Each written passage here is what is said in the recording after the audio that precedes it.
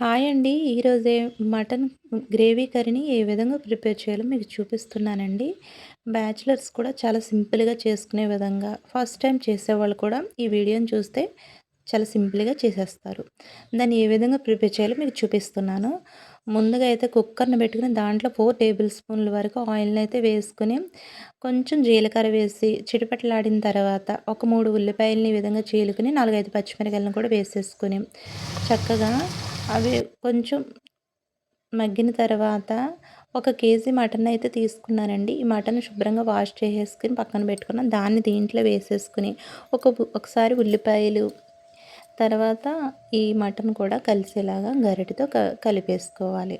కలుపుకున్న తర్వాత అలాగే దీని టేస్ట్‌కి సరిపడగా సాల్ట్‌ని అయితే యాడ్ చేసుకోండి. కల్లుప్పుని తీసుకోండి. టేస్ట్ బాగుంటుంది. మటన్ కూడా చాలా సాఫ్ట్‌గా ఉడుకుతుంది. ఒకసారి గరిటెతో ఈ ఉప్పు వేసుకున్నాం కదండి, గరిటెతో ఒకసారి కలిపేసుకుందాం. అలాగే కొంచెం 1 టేబుల్ స్పూన్ల వరకు ఈ పసుపును కూడా యాడ్ చేసేసుకొని సింపుల్గా ఇలాగ గరిటెతో తిప్పుకుంటూ కలిపేసుకున్న తర్వాత దీంట్లోనే అలాగే మనము ఎంత స్పైసీ తింటామో దానికి సరిపడగా కారాన్ని అయితే యాడ్ చేయండి. నేనైతే ఒక 2 టేబుల్ స్పూన్ కారాన్ని అయితే యాడ్ చేస్తాను. మేము తక్కువ తింటాం కాబట్టి కొంచెం ఎక్కువ తినేవాళ్ళు కొంచెం వేసుకున్నా పర్లేదు.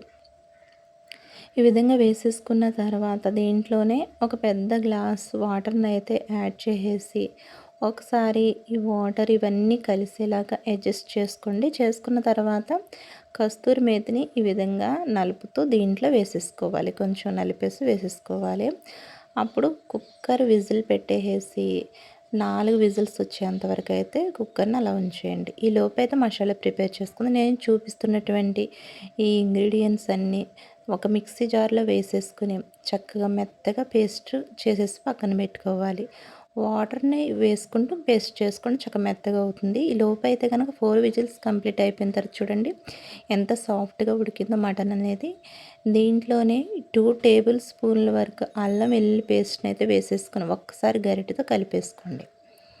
కలిపేసుకున్న తర్వాత దీంట్లోనే మనం పేస్ట్ చేసుకున్నట్టు మసాలా పేస్ట్ని కూడా యాడ్ చేసేసుకుని మొత్తం ఒకసారి పైకి కిందకైతే కనుక ఈ మసాలాలు ఈ మటన్ అన్నీ కలిసేలాగా ఒకసారి కలిపేసుకొని చక్కగా ఒక్క 5 మినిట్స్ అలాగా మనము ఉడకబెట్టినట్లయితే కనుక ఆయిల్ అనేది సపరేట్ అవుతూ ఉంటుందండి.